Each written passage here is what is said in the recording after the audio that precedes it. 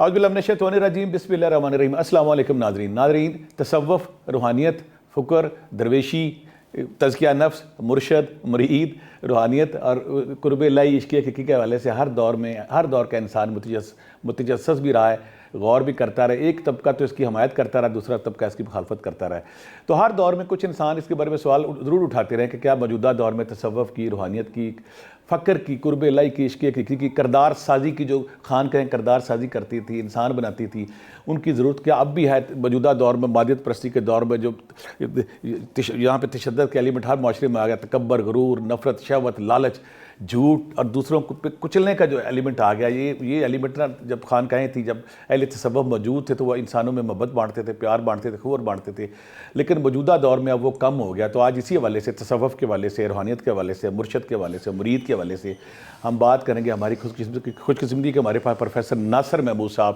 جن کو آپ اکثر ٹی وی پروگراموں میں دیکھتے ہیں، وہ موجود ہے۔ تو آج ہماری درخواست پہ وہ یہاں پہ آئے، ہمارے لیے بڑی خوش قسمتی کی بات ہے کہ پڑھے لکھے، آپ کے نالج کے لیے میں بتا دوں، ایم اے انگلش، بڑے کم لوگ آپ نے ایم اے انگلش دیکھے ہوں گے، اور ساتھ انہوں نے درس نظامی بھی کیا ہوا ہے، یعنی کہ یہ دو مشرق مغرب بڑے کم آپ نے اکٹھے ہوتے دیکھے ہوں گے۔ تو ان کی نظر سے ہم دیکھتے ہیں کہ روحانیت، تصوف یہ کیا چیز ہے۔ تصوف اور شریعت میں سر، پہلی بات تو السلام علیکم۔ وعلیکم السلام۔ تصوف اور شریعت میں کیا تعلق ہے، اور کیا یہ جو ہمارا تصوف ہے یہ اسلام کے اندر یہ ایک راستہ ہے، یہ ایک الگ فلسفہ ہے؟ بسم اللہ الرحمن الرحیم۔ آپ نے آغاز میں بہت ایک اہم سوال کی طرف اشارہ کر دیا، اور یہ بالکل ایسا ہی ہے۔ اگر پہلے یہ بات ڈیفینیٹلی کلیئر ہو جائے تو آگے گفتگو ہر سمجھنے والے کے لیے آسان ہو جائے گی۔ بنیادی بات تو یہ سمجھیں کہ میں اگر اس کو حدیث جبریل کے طور پر لوں نا، چونکہ ہر سمجھنے والا، بعض اوقات جن لوگوں نے یہ بات کی ہے، جن کی طرف آپ کے سوال میں اشارہ ہے، وہ یہ سمجھتے ہیں کہ شاید خود سے کسی نے کوئی چیز نکال لی ہے اور اس کا اسلام کے ساتھ کوئی تعلق نہیں ہے۔ میں یہ سمجھتا ہوں کہ قرآن مجید کی جتنی تعلیمات تزکیہ اور تصفیہ پر بیس کر رہی ہیں، جن میں انر پیوریفیکیشن اور پرگیشن کی بات ہو رہی ہے، ان ساروں کو اگر آپ جمع کریں تو وہ تصوف کا مضمون بنتا ہے۔ ہم اس کو حدیث جبریل کی روشنی میں دیکھیں گے۔ مثلا آپ قرآن مجید میں، سب سے پہلے قرآن مجید سے اگر اس بات کو لوں تو رب ذوالجلال نے ارشاد فرمایا، اعوذ باللہ من الشیطان الرجیم، قد افلح من تزکا وذکر اسم ربہ فصلی۔ کوئی شک نہیں، ارشاد فرمایا کہ تحقیق کامیاب وہ ہوا جس نے تزکیہ کر لیا، پیوریفیکیشن کر لی، پرگیشن کر لی، انر پیوریفیکیشن جو ہے نا، تزکیہ نفس، فرمایا کامیاب وہ ہوا۔ پھر اس کے بعد وذکر اسم ربہ فصلی، اس کے بعد اللہ کے نام کا ذکر اور نماز کی باری آئی۔ سبحان اللہ۔ یعنی پہلے پاکیزگی باطن کی، پھر ذکر الہی اور نماز۔ اس کا کیا تعلق ہے آپس میں کہ میں جو سمجھ سکا ہوں، اور علماء نے جو تصوف کے، روحانیت کے لوگوں نے لکھا کہ جب تک باطن پاک نہیں ہوگا، اس کے اوپر نمازیں، روزے آپ کو وہ منزل مقام عطا نہیں کر سکیں گے جو پاکیزہ باطن کے ساتھ نماز مقام دیتی ہے، یا باطنی خوشی سے محروم رہیں گے۔ دیکھیں نا، آپ دیکھیں دودھ کتنا پاک اور صاف ہے، اگر کسی ناپاک برتن میں ڈال دیں تو وہ خراب ہو جائے گا۔ بالکل ایسے ہی ہے کہ نفس کا تزکیہ کرنا اور اس کو پاکیزہ کرنا نماز کی مدد سے ہے، وہ ذکر کی مدد سے ہے، لیکن اس کی طرف توجہ دینا کہ اس کو پیوریفائی کرنا ہے، یہ اتنا ضروری ہے کہ اللہ رب العزت نے اس کو نماز اور ذکر سے پہلے رکھا، مقدم رکھا۔ سبحان اللہ۔ اب اگر میں اس کو دیکھوں تو اگر کوئی یہ بات جو آپ کی نا بہت بنیادی ہے کہ کیا یہ اسلام کے علاوہ کوئی چیز ہے، تو نہیں۔ جبریل علیہ السلام کی جو حدیث جبریل ہے، اس کو بخاری اور مسلم نے روایت کیا ہے۔ امام بخاری اس کو ملٹیپل ٹائمز اپنے بخاری میں لائے کہ ایک شخص حضور نبی کریم صلی اللہ علیہ وسلم کے پاس حاضر ہوا، وہ سیدنا جبریل امین تھے۔ میں خلاصہ کر رہا ہوں، انہوں نے 4 سوالات کیے تھے۔ پہلا سوال اسلام کیا ہے، دوسرا سوال ایمان کیا ہے، تیسرا سوال احسان کیا ہے، احسان، اور چوتھا سوال انہوں نے فرمایا کہ جی قیامت کیا ہے اور پھر اس کی نشانیاں کیا ہیں۔ 5واں سوال میں چلا گیا۔ اب آپ اگر دیکھیں پہلے 3 سوالات کی طرف جائیں، اسلام میں رسول اللہ صلی اللہ علیہ وسلم نے اعمال بیان کر دیے، ایمان میں عقائد بیان کر دیے۔ اب وہ جو احسان ہے، کوئی دنیا کا شخص اس کی تشریح کرے، وہ سوائے تصوف کے کچھ بھی نہیں۔ یس، الحمدللہ۔ یعنی آپ تصوف کے نام سے اگر کسی کو چڑھ ہے، بعد میں ہی پڑھا یقیناً، تو احسان اس کا نام رکھ لے، اس کا نام تزکیہ رکھ لے، اس کا نام تصفیہ رکھ لے، کوئی نام دے لے۔ سبجیکٹس کے نام بعد میں ایوالو ہوتے ہیں، لیکن اگر آپ کو ڈھونڈنا ہے حدیث پاک سے تو وہ احسان ہے۔ حضور سرورد عالم صلی اللہ علیہ وسلم سے عبادات اور عقائد کے بعد انہوں نے پوچھا مل احسان، تو آقا نے کیا ارشاد فرمایا؟ فرمایا الاحسان ان تعبد اللہ کانک تراہ، احسان یہ ہے کہ تو اللہ کی عبادت ایسے کرے گویا تو اسے دیکھ رہا ہے. یس یعنی اب عبادت میں یہ درجہ تعلق بن جائے جو آپ نے اپنے انٹرو میں بھی بات کی کہ عبادت معبود تک پہنچا دے. یس معبود کو پانا ہے نا, معبود کو جس کے سامنے سجدے کر رہے ہیں کبھی اس کی آواز سنیں, کبھی اس کو دیکھیں, کبھی اس سے ملیں. عاشق کا دل تو کرتا ہے, عابد کا دل تو کرتا ہے, جو سجدے کر رہا ہے وہ دل کرتا ہے اس کا کہ وہ کیسے تھا, مجھے شعر یاد نہیں ہوتے, ہزاروں سجدے تڑپ رہے ہیں میری جبین نیاز کوئی شک میں. نہیں. وہ چاہتا ہے کہ اپنے معبود سے ملاقات کرے, دیکھے. تو یہ عبادت اگر وہ درجہ دے دے کہ اسے دیکھ لے, یا پھر وہ درجہ کہ وہ اسے دیکھ رہا ہے, اس محنت کا نام تصوف ہے. اب اس کے انگریڈینٹس کیا اس کا مطلب نبی کریم صلی اللہ علیہ وسلم جو کہا کہ اب ہم جہاد اصغر سے جہاد اکبر کی طرف جائیں گے, وہ یہی تزکیہ نفس تھا. کتنی زبردست بات ہے, آپ نے کتنی زبردست بات کی طرف پوائنٹ آؤٹ کیا. آپ اندازہ کریں نا, ایک جہاد ہے, آقا علیہ السلام نے جاتے ہوئے نہیں فرمایا کہ ہم چھوٹے جہاد سے بڑے جہاد کی طرف جا رہے ہیں, یا بڑا جہاد چھوڑ کے چھوٹے. جب جا رہے تھے تو بڑا جہاد وہی تھا, اس وقت نفس پر بھاری وہی تھا. جب نکل رہے تھے, یہ ایک بڑا اہم پوائنٹ ہے جس کو لوگ مس کر جاتے ہیں. جب گھر سے نکل رہے تھے, مدینہ منورہ سے نکل رہے تھے, اس وقت بڑا وہ تھا, کیونکہ بڑے کو چھوڑ کر چھوٹے کی طرف تو نہیں جانا تھا. اب وہ مشکل تھا, وہ منافقین پر بھاری تھا, جن کو جان پیاری ان پر بھاری تھا, یہ مشکل تھا. اب جب وہ جہاد ایک دن, 2 دن, گھنٹوں میں یا مہینوں میں یا دنوں میں ہی ہو سکتا ہے نا, جو کفار سے مقابلہ تھا وہ ہو گیا. اب جب واپس آئے تو ایک اور دشمن جو انسان کے اپنے اندر ہے, کتنی بڑی بات ہے. ایک دشمن جو مستقل اس کے ساتھ ہے, ایک دشمن جس کے ساتھ تھرو آؤٹ لائف ٹائم آپ نے جنگ لڑنی ہے. اب یہ جہاد اصغر سے جہاد اکبر کی طرف لوٹ رہے ہیں, اور وہ دیکھیں, آپ اندازہ کریں, اس سے غفلت ہے.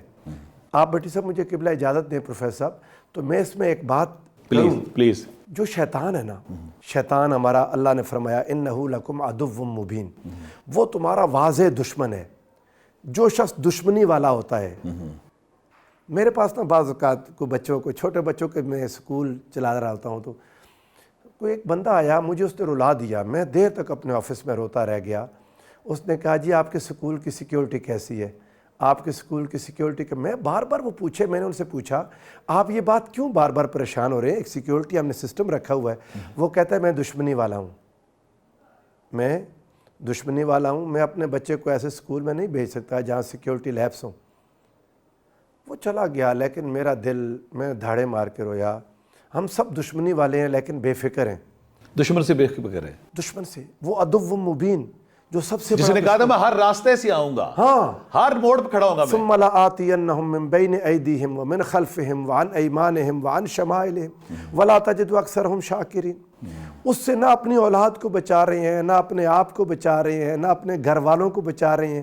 ایک اگر معمولی دشمنی ہو کسی سے, قتل مقاتلے یا زمین کی, تو اتنی فکر لگ جاتی ہے.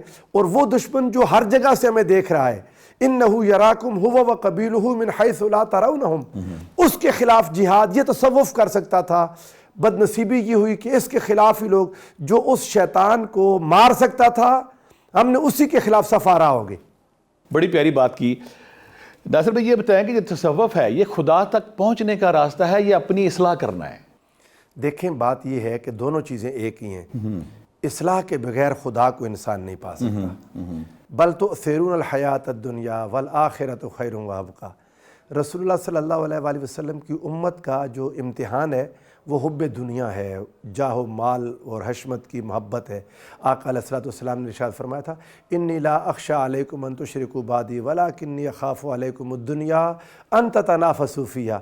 مجھے یہ ڈر نہیں کہ تم شرک میں پڑ جاؤ گے, مجھے یہ ڈر ہے کہ تم دنیا کی محبت میں پڑ جاؤ گے. کوئی شک نہیں. اس دنیا کی محبت کی وجہ سے لالچ آتا ہے, تکبر آتا ہے, حسد آتا ہے.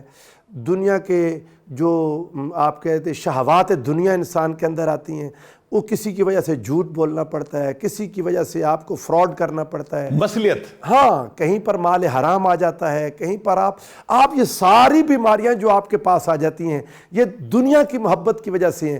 ان بیماریوں کے ہوتے ہوئے آپ اس پاکیزہ ذات سے نہیں مل سکتے. وہ تو حضور سرور عالم صلی اللہ علیہ وآلہ وسلم کے معراج کا ذکر ہوا تو لفظ سبحان سے ہوا, وہ پاکیزہ ذات ہے. دیکھیں ہم نماز میں اس کے سامنے کھڑے ہوتے ہیں, وضو کے بغیر اس کے پاس کھڑے نہیں ہو سکتے. ظاہر بھی پاک ہو, تب جا کے ہم مسلح پر کھڑے ہو سکتے ہیں. اور جب تک باطن پاک نہیں ہوگا اس کی ملاقات کا تصور ہی محال ہے. تو جب تک انسان اپنے اندر سے ان بیماریوں کو دور کرنے پر محنت نہیں کرے گا, وہ صفائی نہیں کرے گا, اجلا پن نہیں لائے گا, ملاقات کا تصور. یعنی کہ ظاہر باطن کا تضاد جب تک دور نہیں ہوتا, واہ, ظاہر باطن کا تضاد, ہمارا سارا معاشرہ اسی میں الجھا ہوا ہے نا, اور سر سے پاؤں تک ریل حقیقی طور پہ الہی رنگ میں نہیں رنگا جاتا تو دربار حق میں کیسے کھڑا ہوگا؟ یہ ڈائیکاٹمی دور کرنی ہوگی. باطن کا تضاد. بہت سارے لوگ نا جو منکرین ہیں ہر دور میں نشتہ زنی کرتے رہے, افیون کہتے ہیں کہ جو تصوف ہے, روحانیت ہے, فقر ہے, درویشی ہے, افیم یا فیون کا درجہ سے دیتے ہیں. ہمارے لوگوں کو یہ بالکل گائیڈنس دیں یا ان کی رہنمائی کریں کہ یہ افیون نہیں ہے. اصل میں نا وہ کچھ لوگ جو اس میں ایک انتہا پر چلے گئے, جنہوں نے رہبانیت اختیار کر لی جو کہ تھی نہیں, ان کو دیکھ کر ان کی مثالیں دے دے کر لوگوں نے ادھر چلا. اسلام میں تو زہد ہے. جو انسان واقعی ایک بات ہے پروفیسر صاحب قبلہ, آپ چونکہ اس راستے کے مسافر بھی ہیں نا, آپ شاید لوگوں کو زیادہ اچھا بتا سکیں گے. جب عشق ہو جائے, ہائے ہائے, محبوب کی ایک اداب ہے جی, تو یہ ایک عشق میں انسان اسی طرح ہی ہو جاتا ہے دنیا و مافیا سے بے خبر, جس طرح نشے میں ہو جاتا ہے. لیکن ان لوگوں کو نہیں پتا یہ بے خبری ان کی خبر سے زیادہ اچھی ہے. یہ بے خبری ان کی خبر سے, جس خبر کو جس کو وہ خبردار ہونا کہتے ہیں, یہ بے خبری اس سے بدرجہ افضل ہے جو عشق میں ہے, جو عشق حقیقی میں ہے, جو مالک حقیقی کی محبت میں وہ گم ہے. وہ تو ید بیضا لیے بیٹھے ہیں اپنی آستینوں میں. تمہیں کیا پتا دنیا اور آخرت کو انہوں نے جمع کیا ہوا ہے. انہوں نے تو دنیا اور آخرت کی بھلائیاں ان کے پاس ہیں. اللہ علاقوں میں حضور سرورت عالم صلی اللہ علیہ وسلم کی صحیح حدیث ہے, ان کی وجہ سے اللہ لوگوں کی مدد کرتا ہے, ان کی وجہ سے اللہ لوگوں کو رزق عطا فرماتا ہے, لوگوں کی اللہ تعالیٰ فضل فرماتا ہے. جس خاندان میں یہ ہوتے ہیں, جس محلے میں یہ ہوتے ہیں, جس ملک میں یہ ہوتے ہیں, یہ تو برکت والے ہوتے ہیں. کوئی شک نہیں, کسی بھی معاشرے کا عطر ہوتے ہیں یہ تو. سبحان اللہ, معاشرے کا تعفن دور ہوتا ہے ان سے دور. اگر ہم سادہ لفظوں میں, ہمارے دیکھنے والے بہت سارے کہتے ہیں کہ یہ تصوف اور روحانیت, سادہ لفظوں میں ایک فکرے میں اگر ہم تصوف اور صوفی پہ بات کریں تو تصوف کیا ہے اور صوفی کیا ہے؟ بات یہ میں آپ کو ایک عرض کروں, اسی باطن کی پاکیزگی کے راہ پر چلنے والا صوفی ہے. اخلاقی حسنہ کی مراج. جی ہاں, باطن کی پاکیزگی, یعنی آپ دیکھیں نا باطن کو کن چیزوں سے پاک کرنا ہے. یہ بات اگر ہمارے سننے والے سمجھنا چاہیں, جسمانی بیماریاں ہوتی ہیں, ہمارا جسم مادہ ہے, یہ مادیت ہے, میٹیریل ہے. ایک سپرٹ ہے, روحانیت جسے کہتے ہیں, وہ ہماری روح سے متعلق ہے. روح کو بھی بیماریاں لگتی ہیں, جسم کو بیماریاں لگتی ہیں. ہر بیماری کا الگ علاج ہے, ہر بیماری کی الگ پرہیزیں ہیں, ہر بیماری کا الگ طریقہ کار ہے اسے کیور کرنے کا. ایسے روح کو بیماریاں لگتی ہیں. وہ کون سی بیماریاں ہیں جو روح کو لگتی ہیں؟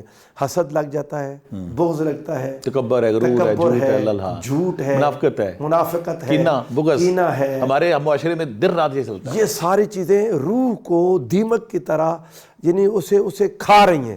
اب روح کو ان سے پاک کرنا ہے, کیا کریں گے؟ سبحان اللہ. کوئی دنیا کا ڈاکٹر تو بتا نہیں سکتا. اب روح کو جھوٹ سے پاک کرنا ہے. جھوٹ سے پاک کرنے کے لیے آپ کو اپنے جو پریکٹس کرنی ہے, جو محنت کرنی ہے, اسے مجاہدہ کہہ دیتے ہیں. مجاہدہ کیا ہے؟ اپنے آپ کو پہلے ان بیماریوں کو سمجھنا کہ مجھے کون کون سی بیماریاں لگی ہوئی ہیں. تصوف یہی کرنا ہے, محاسبہ کرنا اپنا. یہ دیکھیں نا, یہ جو خانقاہیں ہیں نا, یہ اکیڈمیز ہیں, کردار سازی, انسان سازی. یہ سکولز, اکیڈمیز ہیں, یونیورسٹیز ہیں, اور بلکہ یہاں پہ انسان بنتے ہیں. یہ لیبارٹریز ہیں, یہ لیبارٹریز ہیں. یہ سکین کر کے آپ کو بتاتی ہیں کہ آپ کی روح کو کون کون سی بیماریاں لگی ہوئی ہیں. یہ دم تعویذ, یہ ساری چیزیں اس کی جو کہتے ہیں بائی پروڈکٹ ہے. بائی پروڈکٹ ہے. ان میں برکات بھی ہیں, دم میں بھی برکت ہے, تعویذ میں بھی برکت ہے, وہ ساری, لیکن یہ بائی پروڈکٹ ہیں. یہ اس کی کوئی ڈیمانڈ نہیں ہے. کئی دفعہ ایسا ہوگا کہ اچھا یہ جو امامہ ہے, یہ جو جبہ کبا ہے, یہ بھی بائی پروڈکٹ ہے. لوگوں نے اسی کو اصل سمجھ لیا, اسی کے پیچھے پڑ گئے. کبھی بعض اوقات آپ جیسے جن کو نظر نہیں آئے گا صوفی ہیں, بظاہر لگتے ہوئے جناب یہ کوئی ایک بابو لگ رہے ہیں, لیکن صوفی ہیں اندر سے. اب باطن کا کھیل ہے, باطن کا نہیں. داتا حضور نے بڑی پیاری بات کی, تصوف وضع قطع ٹوپی منکوں کا نام نہیں ہے. تصوف باطن کی اصلاح کا نام باطن ہے کی بات کی اچھا اب وہ باطن کی اصلاح کے لیے یہ جو خانقاہ تھی نا، ہمارے جو فرعون بیٹھے ہیں، شیش ناگ بیٹھے ہیں، جو بھیڑیے اندر بیٹھے ہیں جس سے معاشرہ کچلا جا رہا ہے. اچھا یہ بات کرنے سے بھی ڈر لگتا ہے، جنہوں نے جہاں پر آپ چلے جائیں نا، اب تو خانقاہوں کا نظام بھی اللہ تعالیٰ رحم کرے، بیٹی صاحب میں ڈرتا ہوں. وہاں تو سجادہ نشین ہو گیا نا، قبروں کے اندر نیک موجود تھے، ان کے اوپر جو قابض ہیں وہ خطرناک وہ لوگ. گدی نشین لوگ آگے. اچھا ان میں سے اکثر کو آپ جائیں پلاٹوں کا چکر، گاڑیوں کے چکر، دولت پیسہ اسی کے پیچھے پڑے ہوئے ہیں. یہ تو خود بیمار ہیں بیچارے روحانی طور پر. انہوں نے علاج کیا کرنا ہے؟ بڑی پیاری بات. انہوں نے کیا علاج کرنا ہے؟ دیکھیں روحانی، میں نے کہا وہاں پر ایکس رے ہونا تھا روح کا، وہ لیبارٹری تھی، وہاں پر جا کے سکین کرنا تھا کہ روح کو بیماری کون سی لگی ہے. جب پہلے اس کی یعنی کہتے ہیں بیماری کی تشخیص ہو گئی، ضروری ہے. اب تشخیص کے بعد علاج کیا ہے، اس علاج کے ساتھ پرہیز کیا ہے، یہ جس نے بتانا تھا وہ صوفی تھا، جس نے بتانا تھا. جی ہاں. اور جس نے یہ کام کرنا ہوتا ہے وہ سالک ہے، پھر وہ محنت کرتا ہے، بار بار اپنے استاذ کے پاس جاتا ہے. اس راستے میں مشکلات بھی آتی ہیں. جب آپ دیکھیں نا جم میں کوئی چلا جاتا ہے، جم کا ایک انسٹرکٹر ہوتا ہے. اچھا ایک دن آپ نے جم زیادہ کر لی تو اس سے کوئی باڈی میں مسائل کھڑے ہوتے ہیں، پھر آپ اپنے انسٹرکٹر سے بات کرتے ہیں، وہ آپ کو بتاتا ہے نہیں یہ والا زیادہ نہیں کرنا، یہ راستہ، چونکہ وہ اس راستے سے گزرا ہوا ہوتا ہے، وہ آپ کو جسم روح کی سلامتی کے ساتھ گزار لے جاتا ہے. ورنہ موجود سب کچھ ہے، کتب قرآن میں ہے، حدیث میں ہے. آپ کسی بھی استاذ کے پاس نہ جائیں، ان چیزوں کو پڑھیں. ممکن ہے اللہ راستہ دیتا ہے، قرآن مجید ہے، لیکن یہ ہے کہ مشکل بہت ہو جائے گا، مشکلات زیادہ آئیں گی. اگر کسی استاذ کی رہنمائی میں آگے بڑھیں گے تو جو چیز سال میں کرنی تھی ممکن ہے وہ ایک ویک کا، ایک ہفتے کا. بڑی پیاری بات کر رہے ہیں. تصوف میں بڑا زور دیا جاتا ہے نفس، روح اور دل. جی جی. مختصر ہمارے دیکھنے والوں کو یہ کنفیوز ہو جاتے ہیں، نفس کو روح میں، روح کو دل میں ہی سارا. یہ اس میں چھوٹا چھوٹا ڈیفرنس کیا ہے نفس، دل اور روح؟ دیکھیں نا اپنے، یہ بہت پیاری بات آپ نے کی. اپنی باڈی کو سمجھنے کی ضرورت ہے، اپنی باڈی کو کہ ہم کیا ہے. ایک تو یہ ہمارا ظاہری جسم ہے جس کے پیچھے ہم دن رات لگے ہوئے ہیں، جس کی ہم خدمت کر رہے ہیں، اس کو تر و تازہ محنت کر رہے ہیں. ایک اندر روح ہے. اللہ تعالیٰ نے فرمایا فَأَلْهَمَهَا فُجُورَهَا وَتَقْوَاهَا. انسان کے اندر طاقتیں دو رکھ دیں، ایک نیکی کی، ایک گناہ کی. شر اور نیکی دونوں رکھ. ہاں دونوں رکھ دی ہیں. گناہ کا جو اندر ایجنٹ ہے، نمائندہ ہے، وہ نفس ہے. گناہ کا ایجنٹ خواہشات جس کے سر پہ چلتی ہیں، وہ نفس ہے. خواہشات جس کے سر پہ پنپتی ہیں. وَمَا أُبَرِّئُ نَفْسِي إِنَّ النَّفْسَ لَأَمَّارَةٌ بِالسُّوءِ إِلَّا مَا رَحِمَ رَبِّي. ٹھیک ہے. اچھا ایک ہے روح، جو انسان کی زندگی کی ضامن بھی ہے، جسم و روح جب تک قائم رہتے ہیں، اور وہ نیکی سے خوش رہتی ہے، اچھائی سے، نیکی سے، پارسائی سے، طہارت سے. یہ عالم لاہوت سے آئی ہوئی ہے، عالم ارواح سے آئی ہوئی ہے. یہ اللہ کے پاس عالم ارواح میں رہی، وہاں سے انسان کے جسم میں ایسے قید ہے جیسے پنجرے میں پرندہ قید ہوتا ہے.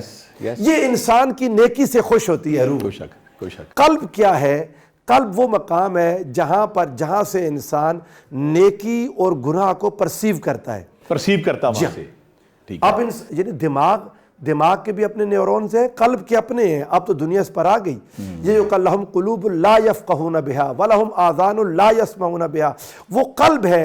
اگر آپ نیکی اس پر غالب کر لیں تو انسان کی روح طاقتور ہوتی ہے، اور اگر اس پر گناہ غالب کر لیں تو روح مردہ ہوتی ہے، نفس طاقتور ہو جاتا ہے. اس میں جو صوفیہ کرام کثافت اور لطافت کا تصور دیتے ہیں کہ کثافت کو زائل کر کے لطافت میں ڈھلنا ہے، وہ یہی پروسیس ہوا. بالکل ایسے، بالکل یہی ہے، بالکل یہی. جتنا آپ نیکی کریں گے آپ لطافت میں قریب ہوتے جائیں گے، جتنا آپ برائی کی طرف جائیں گے کثافت آپ کے جسم میں اندھیرا آتا چلا جائے گا. اس کو روشنی اور اندھیرے کی مثال سے لے لیں. نیکی روشنی ہے، گناہ اندھیرا ہے. جب گناہ کرتے ہیں تو باطن اور دل اندھیرے سے بھر جاتا ہے. کوئی شک نہیں. نیکی روشنی ہے. جب روشنی آتی ہے نا تو گناہ وہ اندھیرا مٹتا ہے. اس بات کو قرآن نے کہا ان الحسنات یذہبن السیئات.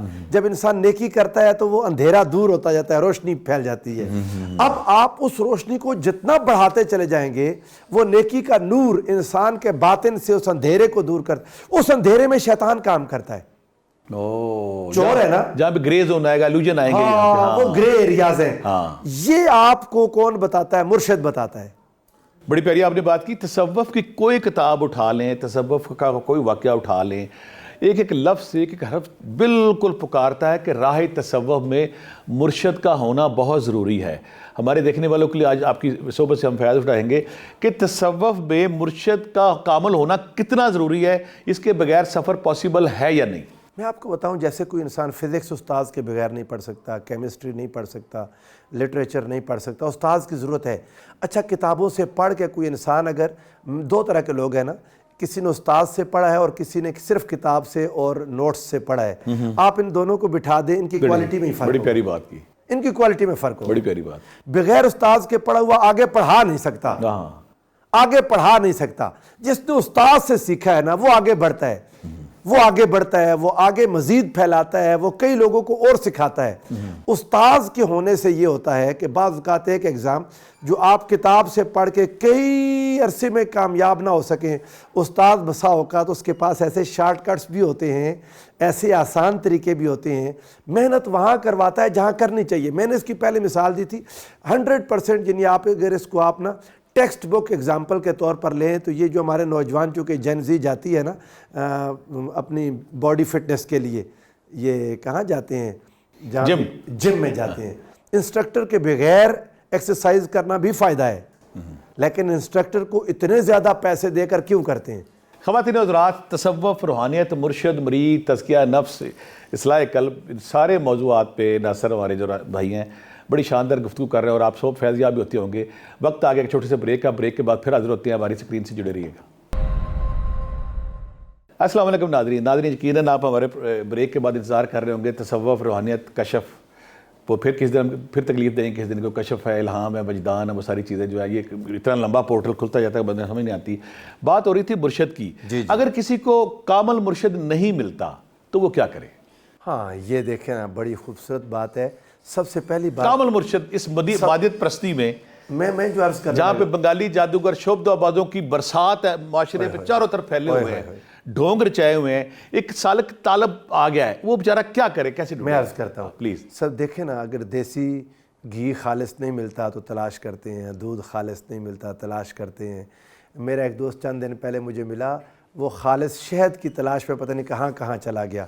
کر رہے ہیں نا, خالص انڈے تلاش کرتے ہیں, دیسی انڈے کی تلاش میں لوگ کر رہے ہیں. یعنی کہ ہم دنیا کے لیے کوشش کرتے ہیں. ہاں, جس کا شوق, اچھا جس کو شوق ہوگا خالص کے ڈھونڈنے کا, وہ سیدنا سلمان فارسی کو دیکھے نا, ہائے ہائے ہائے کیا بات ہے. سلمان فارسی, حضرت ابراہیم دیکھیے ان کی زندگی ساری مشق در مشق. اچھا, میں نا سلمان فارسی کا ذکر پڑھتے ہوئے میں روتا ہوں, مجھے بڑا لگتا ہے. بڑی انہوں نے تلاش, وہ ایک فطری تلاش. ہاں, وہ ایک آگ پرست کے گھر میں تھے, آگ جلاتے رہتے تھے لیکن دل میں تلاش اور تھی. وہ پھر کرسچنز کے پاس وہ کسی طرح پہنچ گئے ایک دن والد کے. اچھا, پھر وہاں سے نکلے تو گھر کو چھوڑ دیا, ماں باپ کو چھوڑ دیا, پھر ایک ایک راہب کے پاس جاتے. ایک اصل نہیں تھا, دنیا کی محبت والا, دنیا سے مارا ہوا, دنیا کی محبت میں. یہ مرشد کی تلاش والوں کے لیے ان کی زندگی مشعل راہ ہے. میں یہ مشورہ دوں گا, سیدنا سلمان فارسی کو پڑھیں. یہ نہیں ہے کہ جس کے مرید آپ کے باپ تھے اس کے بیٹے کے مرید آپ ہو جائے. یہ کوئی یہ جو ہمارے ہاں پتہ نہیں سیاسی طور پر بھی اور روحانی طور پر بھی یہی ڈرامہ بن گیا. اس کا ایک کا باپ ہے تو وہ بیٹا پوتا, پوتے سے پڑ پوتا, سارے ہم ساری زندگی ایک غلام ہے, ایک ساری زندگی کا حکمران ہے. یہ کیا ہے؟ یہ نہیں ہے. صلاحیت دیکھی جائے گی, اصل صلاحیت فطری پیدائشی. واہ. اور اگر دیکھیں نا, بعض اوقات نہیں ہوتی. ابراہیم بن ادم, آپ ان کو دیکھیں. اچھا, وہ کیا تھے؟ حضرت بشر حافی ہے, ان کو دیکھیں, گناہگار تھے. مگر ایک وقت آیا کہ وہ جب حضرت سیدنا امام موسیٰ کاظم علیہ السلام نے جب وہ راستے پر لگ گئے, انہوں نے پوچھا آزاد کا گھر ہے یا غلام کا؟ فرید الدین اطار دیکھیں. واہ واہ واہ. آپ اچھا, یہ لوگ ایک, لیکن اچانک راستے جب محنت کی, مجاہدہ کیا, محنت اور مجاہدہ, یہ بات ضروری ہے. آپ بتائیں, یہ دیکھیں, اگر انسان جسمانی فٹنس بغیر محنت کے ممکن نہیں ہے تو روحانی فٹنس بغیر محنت کے ممکن نہیں ہے. بڑی پیاری بات کی, بڑی پیاری بات کی, بہت اچھا. روحانی فٹنس کے لیے بھی محنت ہے, اس محنت کا نام مجاہدہ ہے, تزکیہ نفس ہے. والذین جاہدوا فینا لنہدینہم سبلنا. جو ہمارے اندر مجاہدہ کرتا ہے اسے اپنے راستے دکھا دیتے ہیں, راستے دے دیتے. واہ واہ. اچھا, ان راستوں میں کیا ہے؟ جب محنت کرے گا ان راستوں میں ایک راستہ سچا مرشد مل جائے گا, اسے محنت کرے گا مل جائے گا. نہیں, پھر شمس تبریز مولانا روم کے پاس جا سکتا ہائے ہائے ہے ہائے۔ تو آج کل کیوں نہیں آ سکتا؟ اگر آپ کی تلاش، آپ کی کھوج سچی ہے۔ دیکھیں نا حضرت مجدد الفسانی کے پاس حضرت خواجہ باقی باللہ آ گئے، مرشد بھی آ جاتے اسے ہیں۔ خود آتے ہیں، اچھا اگر طلب سچی ہو نا آ جاتے ہیں، آ جاتے ہیں۔ لیکن طلب تو سچی ہو، تڑپ اور طلب، ہائے ہائے، تو اس کھوج پر اور محنت تلاش۔ کرے، اس پر کوشش کرے، اس پر سٹرگل کرے، محنت کرے، اچھا ہر وقت اللہ کو یاد کرے، اس کے لیے روئے، راتوں کو اٹھے، اللہ سے مانگے، آہا، اللہ سے مانگے، کشکول بن جائے اللہ کے سامنے، کشکول بن جائے۔ بس۔ اور جب تک نہیں ملتا کشف المحجوب کو پڑھے، امہات الکتب ہیں تصوف کی، ان کو پڑھے۔ اچھا اور پروفیسر قبلہ میں کہوں گا قرآن مجید کے ساتھ دوستی کر لے، کوئی شک نہیں، ترجمے کے ساتھ۔ قرآن مجید کو اپنا راہبر بنا لے، اپنا رہنما بنا لے، ترجمہ پڑھے، تفسیر پڑھے، قرآن کو پڑھے، ہر وقت پڑھے، ہر وقت پڑھے۔ پروفیسر آپ کی صحبت سے میں پھر فائدہ اٹھاؤں گا۔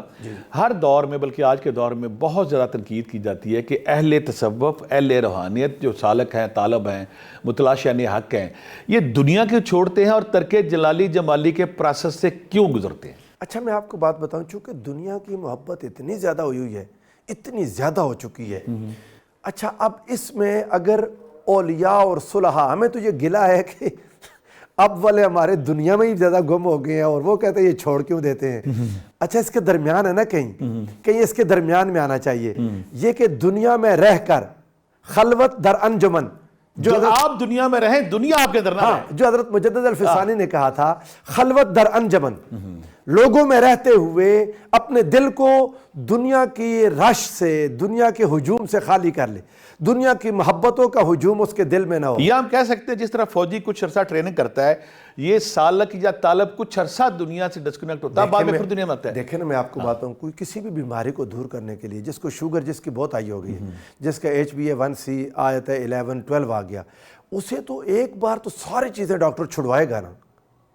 پھر جب وہ مناسب پر آ جائے گا، جب وہ اپنے 5.6 اور 6 پر آ جائے گا اس کا HbA1c، پھر ڈاکٹر کہے گا تھوڑا سا میٹھا کھا لو۔ ایک بار تو اسے نکالنا پڑے گا، ایک بار تو اسے ICU میں لے جانا پڑے گا، ایک بار وقتی طور پہ، جیسے فوجی بارڈر پہ جانے سے پہلے ٹریننگ لیتا ہے، اس طرح آپ کہہ رہے ہیں۔ یہ بڑی آپ پیاری بات کر رہے ہیں۔ یہاں پہ ناصر بھی یہ بتائیں کہ جعلی پیر اور جو ایک اصل سچا صوفی ہے، ہمارا عام بندہ کنفیوز ہوتا ہے۔ مجھے کئی لوگ ایسے ملتے ہیں 10 سال 20 سال ایک جعلی پیر کے پاس، ایک جعلی شعبہ بخش، کیسے عام انسان ڈفرینشیٹ کرے کہ یہ سچا ہے، یہ غلط ہے؟ سر یہ میں پتہ نہیں کیوں لوگوں کو سمجھ آتی، ہر چیز میں سیانے ہیں، ایک یہاں پر ہر چیز میں سیانے ہیں، ہاں، اور یہاں آ کے سادے بن جاتے ہیں۔ اللہ کے بندو، جو جس کے پاس آپ بیٹھیں، ہفتہ 10 دن کی بات نہیں ہے، 2-4 گھنٹے بیٹھیں، اگر دنیا ہی دنیا کے پیچھے پڑا ہوا ہے، مال دنیا سے، دنیا کی یعنی کہ اس کا پہلے مشاہدہ کرے۔ کیا کیا دیکھیں نا، میں نے سلمان فارسی رضی اللہ تعالیٰ عنہ کو پھر لاؤں گا، سیدنا سلمان منا اہل البیت، وہ حضور نے ان کو اپنے اہل بیت میں شامل کر لیا تھا، ان کے پیچھے چلنا بنتا ہے۔ حضور نے قرآن اور اہل بیت چھوڑے تھے نا۔ حضرت سلمان فارسی جس کو دیکھا دنیا کا طالب ہے، نہ صرف یہ کہ خود اس کے نہیں ہوئے، لوگوں کو بھی اس کو لوگوں کے سامنے اس کا راز آشکار کر دیا، لوگوں کے سامنے۔ جب وہ مر گیا تو انہوں نے کہا اس کے پاس تو دیکھو صندوق بھرے ہوئے ہیں، یہ ڈالروں میں بلینئر بنا ہوا ہے۔ یہ ایک مثال دے رہا ہوں۔ آج کل وہ انہوں نے کچھ عرصہ پہلے ہمارے وہ بڑے بڑے پیران صاحبان کا جب وہ نکلا، وہ ان کے فراڈ، ہاں وہ ڈالرز میں بلینئرز ہیں۔ میں انگلینڈ جاتا رہتا ہوں، آپ حیران ہو جائیں گے، جو عشائشیں، جو نرمیاں، جو سہولتیں، جو دنیا کا سارا کچھ، پیروں مریدوں کے وسائل کی جو لوٹ مار جاری ہے۔ نوجوان طبقہ کیوں بھاگتا ہے کہ وہ دیکھتا ہے کہ میرے پیرنٹس، میرے آباء و اجداد کے جو وسائل ہیں، پیسہ ہے، اس پہ یہ براجمان قابض گروپ پر لوٹی جا رہا ہے۔ اس پر ایک اور میں آپ کی صحبت سے فائدہ اٹھاؤں گا۔ روحانیت میں، تصوف میں جب بھی کوئی طالب جاتا ہے تو اکثر کہتے ہیں کہ خلوت گزینی اس کے لیے بہت ضروری ہے۔ امام غزالی رحمۃ اللہ علیہ نے کہا کہ جب کسی انسان پہ خدا کی پہلی تجلی وارد ہوتی ہے تو وہ خلوت گزینی کی طرف، گوشہ نشینی کی طرف جاتا ہے۔ گوشہ نشینی میں کیا، گوشہ نشینی اور مراقبہ روحانی ارتقاء اور ترقی کے لیے بہت ضروری ہے۔ یہ بہت ہی امپورٹنٹ یعنی چیز ہے۔ حضور سرورد عالم صلی اللہ علیہ وآلہ وسلم اللہ کے نبی ہیں ہمیشہ سے، یعنی جب سے اللہ نے ان کو نبی بنا دیا، وہ جب آقا کا نور تخلیق ہوا تب سے نبی ہیں۔ دنیا میں آئے 40 سال کی عمر میں اظہار نبوت کی اجازت ملی۔ بڑے اہم بات کر رہے ہیں آپ۔ جی ہاں، 40 سال کی عمر مبارک میں اظہار کی اجازت ملی. نبی پہلے سے تھے, نبی تو تب بھی تھے جب عیسیٰ علیہ السلام کہہ رہے تھے وہ مبشرم برسول, یا حضرت ابراہیم علیہ السلام جب کہہ رہے تھے ربنا وبعث فیہم رسولا, رسول اور نبی پہلے بھی تھے. اب اجازت ملنے سے پہلے کیا ہوا, حبب الیہ الخلا, رسول اللہ کو خلوت محبوب ہو گئی. تنہائی کے پروسیس سے گزرے, وہ پروسیس ہے. اچھا کوئی طور پہ عیسیٰ علیہ جو امام غزالی کی بھی زندگی اسی سے گزری نا. آپ امام غزالی کو دیکھیں, امام رازی کو دیکھیں, غزالی خاص طور پر, ابن سینا کو دیکھیں, ابن خلدون کو دیکھیں, غزالی بھی ٹیکسٹ بک ایگزامپل ہے. یہ حکمرانوں کے پاس, بڑے بڑے لوگوں کے پاس پہنچے ہوئے, اور پھر جب آپ نے پلٹا کھایا پھر ایک بار خلوت. آپ خود فرماتے ہیں کہ میاں سعادت میں نے دیکھی یہ بات, آپ فرماتے ہیں کہ اگر آپ چاہیں کہ دل سے علم کے چشمے نکلیں اور دل سے وہ روحانیت کے چشمے پھوٹیں, تو پہلے جو باہر سے آنے والا پانی ہے اس کو روک دیں. انہوں نے ایک مثال دی, انہوں نے کہا کہ ایک گڑھا ہے, آپ چاہتے ہیں یہ کنواں بن جائے, ایک گڑھے کو آپ چاہتے ہیں کنواں بن جائے, تو کیسے کریں گے؟ وہ پانی سے بھرا ہوا ہے, پہلے جو موجود پانی ہے اسے نکال دیں, باہر سے آنے والے پانی کو روک دیں, پہلے جو موجود پانی ہے اسے نکال دیں, پھر اسے گہرا کریں, ایک وقت آئے گا خود اس کے اندر سے پانی نکلے گا, خود اس کے اندر سے. بڑا انہوں نے زور دیا کہ خلوت کی زندگی پہ, گوشہ یہ ہے ہی بڑی ضروری. اصل میں نا حضور سرورت عالم صلی اللہ علیہ وآلہ وسلم نے یہ جو آقا علیہ السلام کے پاس جو صفہ والے تھے, یہ وہ لوگ تھے. آقا اپنے صحابہ کو اس سے گزارا ہے حضور نے, نبی کریم صلی اللہ علیہ وآلہ وسلم نے تربیت کے لیے حضور سرورت عالم صلی اللہ علیہ وسلم دار ارقم میں ان کو لے کے گئے اکیلا. آپ اندازہ کریں پروفیسر قبلہ, نبی کریم صلی اللہ علیہ وآلہ وسلم نے 13 سال مکی زندگی میں صحابہ کو کیا سکھایا؟ نماز فرض مکی دور کے آخر میں جا کے ہوتی ہے یا مدینہ میں جا کے ہوتی ہے؟ مدینہ میں. وہ معراج پر ہوئی نا, نماز نہیں تھی, زکوٰۃ نہیں تھی, کیا تھا؟ بڑی بڑی بات کی آپ نے, ہمارے دیکھنے والوں کو واقعی. وہ باطن سے جھوٹے خداؤں کی محبت کو محو کرنا, دھو دینا, باطن سے یہ جتنی بیماریاں جو ہم ظاہر اور باطن کا تضاد ہم کہہ رہے ہیں, جن کا ہم ذکر کر رہے ہیں, ان کو رگڑ رگڑ کے, یہ ہے ایک خالص تزکیہ نفس اور شیشہ قلب. مرشد کا یہ کام ہے, وہ اس کو صفائی کرے, دل کو پاک کرے, پاکیزہ کرے, ایک ایک بیماری کی پہچان تشخیص کر کے اسے نکالتا چل. رسول اللہ نے یہ کام 13 سال تک وہ ٹیم تیار کی. نہ نماز تھی نہ باقی کچھ بھی عبادات نہیں تھی, تربیت ہو رہی تھی. آقا علیہ السلام دار ارقم میں لوگوں کے دلوں پر کام کر رہے تھے. وہ ٹیم تیار کرنی تھی جس نے جا کے پھر بعد میں روم اور وہ ایران کو فتح کرنا تھا. آپ اندازہ کر لیں پھر کیا ہوا. خلافت راشدہ کا دور, حضور کی اس محنت کا سارا اثر یہاں پر نظر آیا. سیدنا فاروق نہیں, عمر بن ناس جب جاتے حضرت عمر فاروق اور وہ گدگڑی پہ بیٹھے ہوتے, کہتے میں آقا کریم کی تربیت آج دیکھ رہا ہوں کہ دولت نے, امارت نے کچھ بھی تیرا نہیں بگاڑا, تو ویسے کا ویسا بیٹھا ہو جائے پہ. اب میں یہاں آپ کی صحبت سے پھر فائدہ اٹھاؤں گا. انگزائٹی, ڈپریشن جو آج کے دور کا بڑا ناسور بن گیا, باطنی طور پہ بندہ خالی ہو گیا, باطنی بندہ حقیقی خوشی سے محروم ہو گیا, کیا تصوف اس میں کوئی پازیٹیو رول ادا کر سکتا ہے؟ تصوف ہی کر سکتا ہے. اچھا, only تصوف can play a very important and vital role. اور وہ کیا ہے؟ اچھا, اگر کسی کو, پھر میں بار بار کہوں گا, ایسی یہ ڈپریشن اور انگزائٹی اللہ رب العزت پر اعتماد پیدا کرنے سے ختم ہوتا ہے. اکیلے میں اللہ سے باتیں کریں, چونکہ وقت نہیں ہے نا بہت زیادہ, اس کو خلاصے میں اگر بات کریں, ایسے بیماروں کے لیے میں عرض کروں گا, بیماری ہے, پہلے تو ان کے گھر والے, ان کے رشتہ دار سمجھیں کہ یہ بھی ایک بیماری ہے, اس کے مذاق نہ بنا لیں. جیسے باقی شوگر ہوتی ہے, جیسے ٹائیفائیڈ ہوتا ہے, جیسے جسمانی بیماریاں ہوتی ہیں, یہ ذہن کی بیماری ہے انگزائٹی. اسے سمجھیں, اسے ہمدردی کی ضرورت ہے, اسے پیار کی ضرورت ہے. انگزائٹی اور ڈپریشن ہوتا ہی تب ہے جب گھروں سے احساس مرتا ہے, گھروں سے احساس مرتا ہے.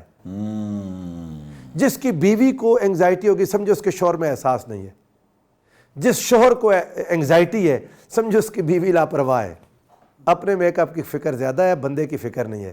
احساس جہاں ہو وہاں انگزائٹی نہیں ہوتی.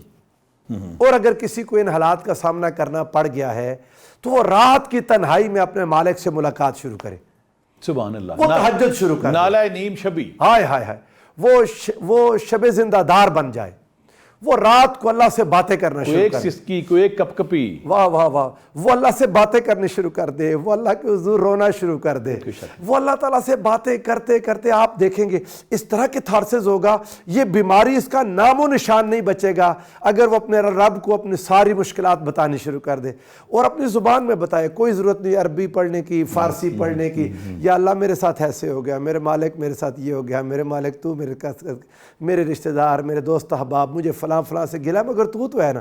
بندہ مومن کب تنہا ہوتا ہے جی؟ بندہ جب بھی اکیلا ہوتا ہے دوسرا اس کے ساتھ خدا ہوتا ہے. سبحان اللہ. بہت سارے لوگوں کو غلط فہمی ہے کہ جو تصوف ہے, روحانیت ہے یا فقر ہے, درویشی ہے, یہ دنیا سے اور خدا سے دور کرتی ہے. تو یہ ان کی کتنی بڑی غلط فہمی ہے اچھا کہ یہ دیکھیں نا, حالانکہ یہی تو اللہ کے نزدیک کرتی ہے, یہ اللہ کو پانے کا ہی تو راستہ ہے. یہ ناسمجھی ہے اور کم علمی ہے, اور کچھ لوگ علم نہیں ہوتا ویسے ہی ایک ڈنڈا لاٹھ اٹھا کے چل پڑتے ہیں. اور ایک تو رد عمل بھی ہو سکتا ہے, یہ جو صوفیاء کا جس بات کو ہم کرٹیسائز کر رہے ہیں تھرو آؤٹ دا پروگرام, اچھا اس کے رد عمل میں کچھ لوگوں نے اصل کا ہی انکار شروع کر دیا. جیسے شہد میں ملاوٹ ہے, ان کا اصل شہد ہے ہی نہیں, دودھ اصل ہے ہی نہیں. اللہ کے بندو یہ کام ممکن ہے, نقل بنتی ہی اس کی ہے جس کی اصل ہوتی ہے. ہاں. تزکیہ نفس میں ناصر بھائی یہ جو ہمارے ذکر اذکار ہیں, تسبیحات ہیں, یہ تزکیہ نفس میں بنیادی رول ادا کرتے ہیں؟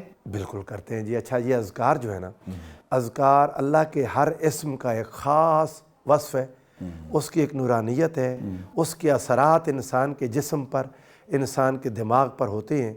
آپ اچھا یہ ایک عام سی ایک بات ہے, ہمارے سننے والے بہت ساروں کو یہ ایکسپیرینس ہوگا, خود مجھے ہو جاتا ہے, آپ اس میں بھی رہنمائی کریں, یہ میں آپ سے یہ سیکھنا چاہتا ہوں اس وقت.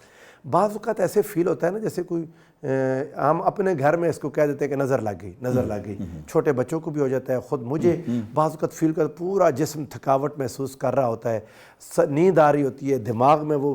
اچھا میں دم کرواتا ہوں اپنی والدہ سے, مدر ان لا سے بھی کرواتا ہوں, اپنی مسز سے بھی ریکویسٹ کر دیتا ہوں. اچھا وہ فاتحہ پڑھ کے پھونکتی ہیں, ان کو بہت جمائیاں آتی ہیں, ان کو جمائیاں آتی ہیں. اچھا میں فریش ہو جاتا ہوں. دیکھ لیں, وہ اس کو بڑا اچھا آپ نے سوال کیا ہے.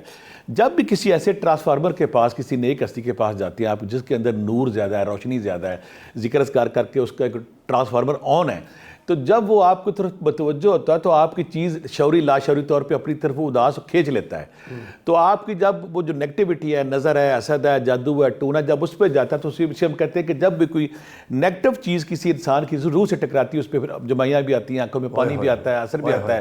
وہ ہماری مائیں, ہماری نانیاں, دادیاں, میری نانی بھی جب دم کرتی کہتی مینوں جمائیاں آ رہی ہیں, تیری نظر اتر گئی ہے, آپ ریلیکس ہو گئے ہیں. اس لیے ہم کہہ سکتے ہیں کہ بیماری آپ سے شفٹ ہو کے ادھر چلی گئی ہے. تھوڑی دیر اس نیک ہستی نے, اس بڑے ٹرانسفارمر نے سکر کے طور پہ کام کیا. آپ کی بیماری, آپ کی ٹینشن, آپ کی حسد, آپ کا جادو, آپ کا ٹونا, آپ کی نیگیٹیوٹی, یا پھر سے میں ایک اور کہوں گا آپ کی روح جو سست پڑی ہوئی ہے, وہ اداس سی ہے, جب وہ اپنا انجیکٹ لگاتا ہے اس پہ نور کا, روشنی کا, ذکر اذکار کا, تو آپ کی روح ایک دم جھنجھنا اٹھتی ہے, کہتے ہیں مجھے میری خوراک مل گئی. اس سے وہ سرشاری میں چلا جاتا ہے اور ادھر چلا جاتا ہے. دیکھیں نا صحابہ کرام نے فاتحہ پڑھ کے سانپ کے کاٹے کے زہر کا علاج کر دیا. کوئی شک, بکریاں ملی. وہ قرآن وَنَنَزِّلُ مِنَ الْقُرْآنِ مَا هُوَ شِفَاءٌ وَرَحْمَةٌ لِّلْمُؤْمِنِينَ. تو اللہ کے اسماء میں ایک خاص اثر ہے. نہیں, الا بذکر اللہ تطمئن قلوب. دیکھیں نا اولیاء کرام دلوں کو اطمینان ملے گا میرے ذکر. اگر فلاں مسئلہ ہے, ہمارے جسٹس ریٹائرڈ نذیر احمد غازی صاحب پروگرام کے آخر میں اذکار بتاتے ہیں, انہوں نے ایک کتاب الشفاء الکبیر مرتب کی ہوئی ہے, وہ اس میں کہتے ہیں کہ یہ اسم اتنی بار پڑھیں, یہ فلاں اسم اتنی بار پڑھیں, فلاں اسم اتنی بار پڑھیں, فلاں. اچھا اس کی تعداد بتاتے ہیں. الجبار, اگر آپ کو فلاں مسئلہ ہے تو الجبار ہو اتنی بار پڑھیں.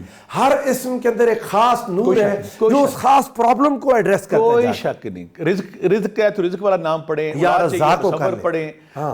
آخر میں اب پروفیسر صاحب میں ضرور آپ سے انفارمیشن لوں گا اور رہنمائی لوں گا کہ آج کے دور کو تصوف کیا اس کو میسیج دیتا ہے, تصوف کیسے آج کی مٹیریلزم کو دور کر سکتا ہے.